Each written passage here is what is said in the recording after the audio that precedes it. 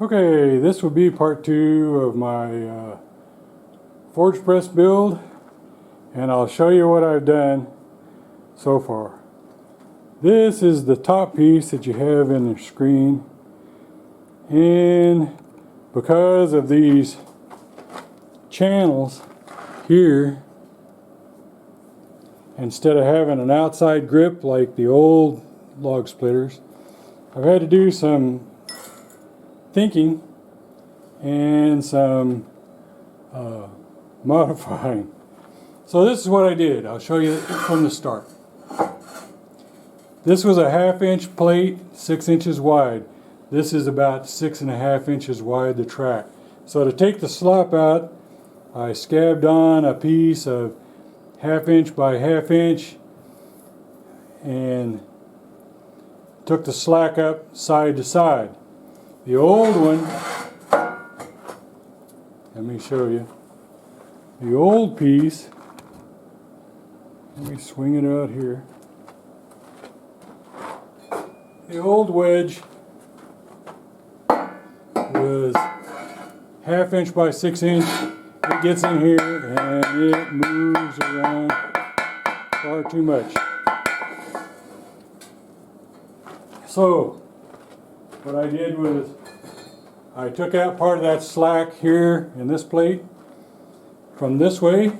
Also, this channel is between 3/4 and 5/8 inch tall, and it's not consistent, and the whole track is not consistent on this. It's got some narrow spots and some wider spots. So I did it took a lot of grinding, but this piece,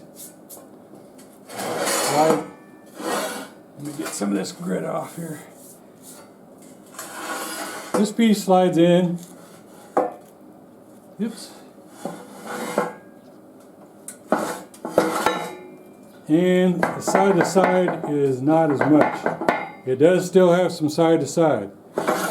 Also on top, because this channel is between 5/8 and 3/4, I took and scabbed on a piece of 1/8 inch to take out the top to bottom plate, which you would have had on the old one. I'll show you that again.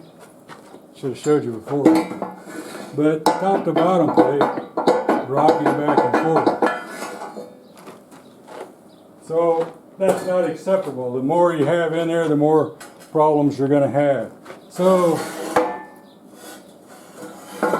what I did was I scabbed those on, and now you virtually have taken it all out.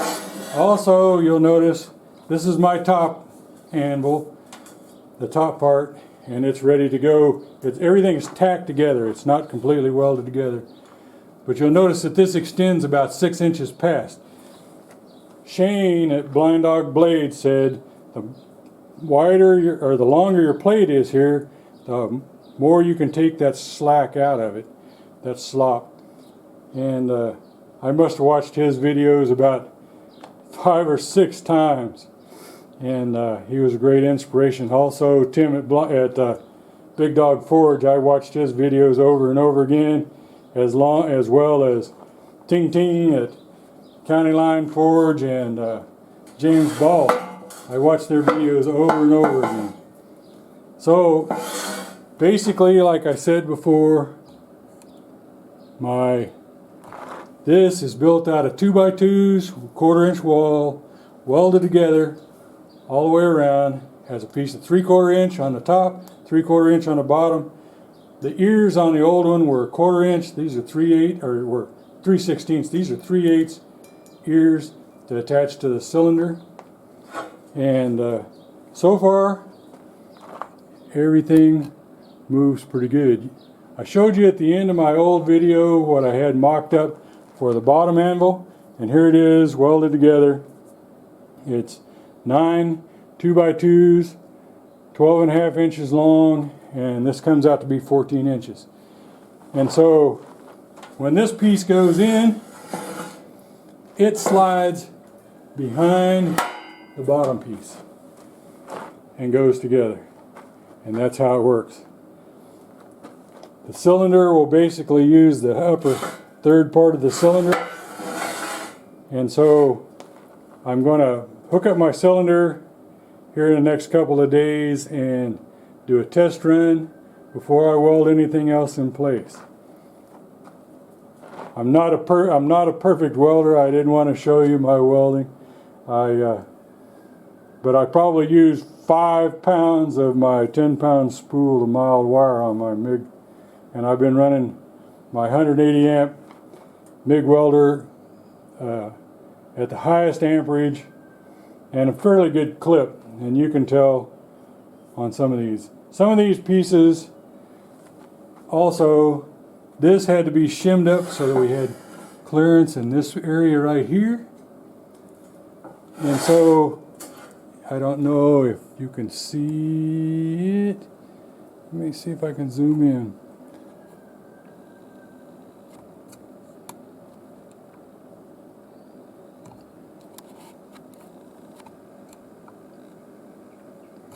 This has a shim underneath of it to hold it up.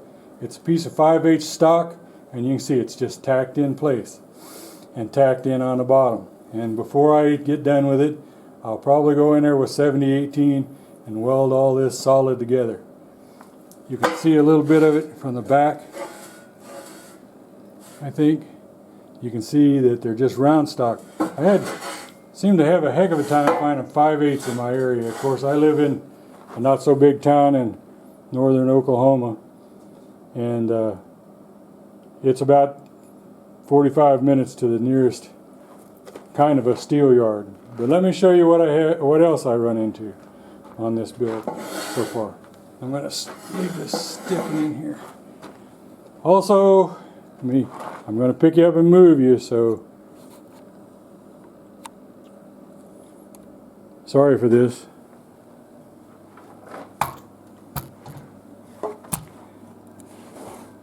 I did not want to take these stripper plates off, these log strippers, but I had a problem.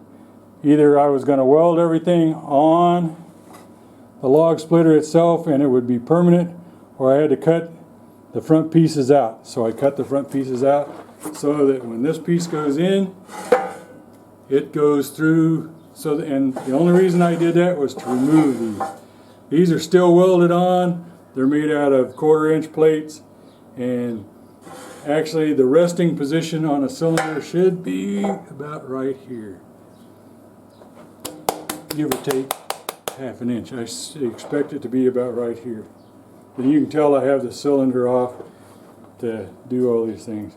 This piece, let me back you around here. This piece probably weighs in the vicinity of 75 to 85 pounds. I haven't put a scale on it, but I also, let me get around on the other side just a second.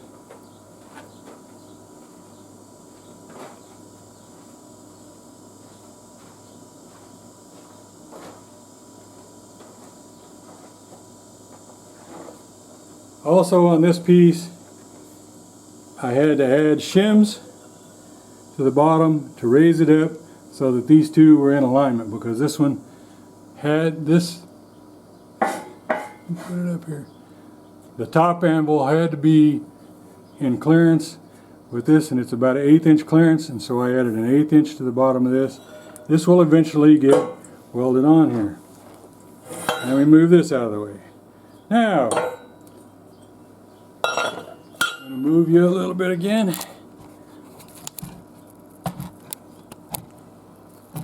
And I'm sorry if it gets dark in here. I don't have anything but some lights. I cut the cleats off on the bottom of the foot of the log splitter. When I cut the cleats off, everything was great. I knew that I didn't want to disturb these welds because they were the integrity of the back piece here. So I didn't disturb those. But what I expected to do was to add a piece of 1/2 inch to sit on top of those welds, and then weld it in place here on the bottom so that this would sit flat against there. But I found out that this is not square with this piece. And so what I had to do, this is a piece of 1/2 inch that I have here. What I had to do here is I had to add a shim on here so that this would hold this up. So it sits in here on the bottom piece like this against here, and it'll be welded in place. The bottom piece will come in here, and then, trying not to smash my fingers. Like I say, this thing is heavy critter. Raise it up. So this piece, and it's a little bit there about. So this piece, when it slides up here, there's no gap. It's 3/4 inch against a 1/2 inch plate that's welded to the toe of this 1.5 inch piece on the bottom of the log splitter. So this piece, so when you come down and so when the top anvil comes down to smash the piece against the bottom, it's smashing against about an 80 pound piece that will be welded in place both along this side and to this bottom plate, which will be welded to the bottom. So we have about 3 inches of solid steel at the bottom, minus this little air gap. It'll be right here.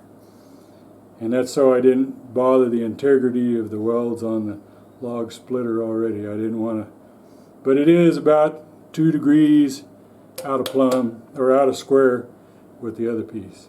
And so when it all comes together,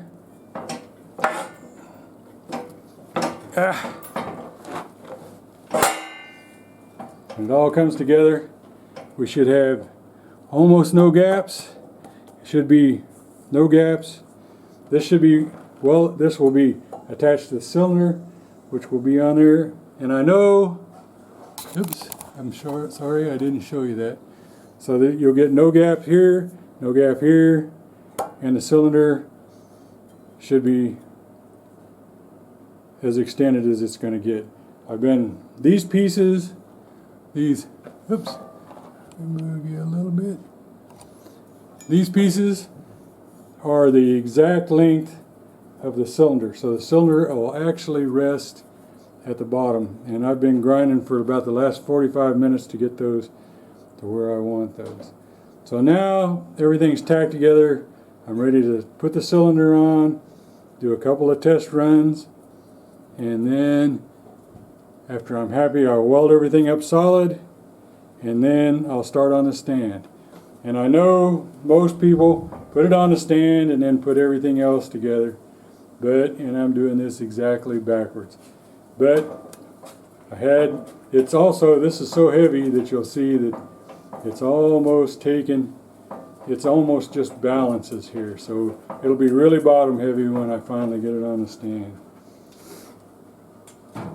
So the stand should raise it up about 18 or 19 inches so that it'll clear my garage and be on 4 heavy duty casters.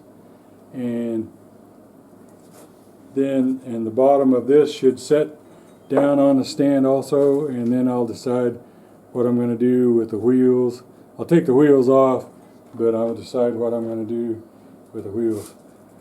I'm in no big hurry to get rid of the gasoline motor until this winter time, so that'll be a later date, but that's what I have so far. That's what I've been doing, and that's what I've been working on.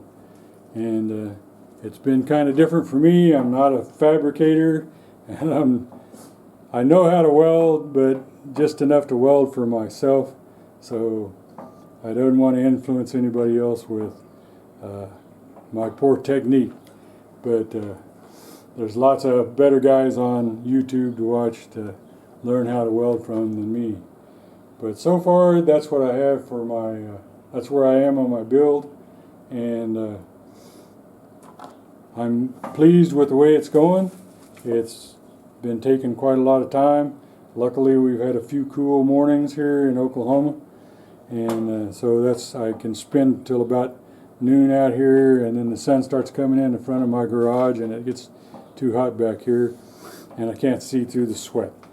So, fat guys sweat. So, anyways, that's where I'm at, and I will come back and visit you again when I get farther along and have something else to show you that's worth looking at. And if you have any questions, just email me and or just put it in the comments, and I will try to answer everything. Since I've only have a few viewers, I can try to answer every question that you have. This is all new to me. I'm kind of going by the seat of my pants with the help of, like I say, Ting Ting at County Line Forge, and James Ball and Shane at Blind Dog Blades, and Tim at Big Dog Forge. I'm just going off of what they've done. Shane actually did his on a County Line Forge, or County Line log splitter, which is very similar to this. I just wish that I had half the equipment that he has, but I'm just showing you can do this from the seat of your britches. And so far, I believe I'm still hanging in there at about $850, and plus whatever labor you want to put into it. So I'm going to let you go, and I appreciate you watching this, and I'll be back when I have something else exciting to show you. Thanks. Bye.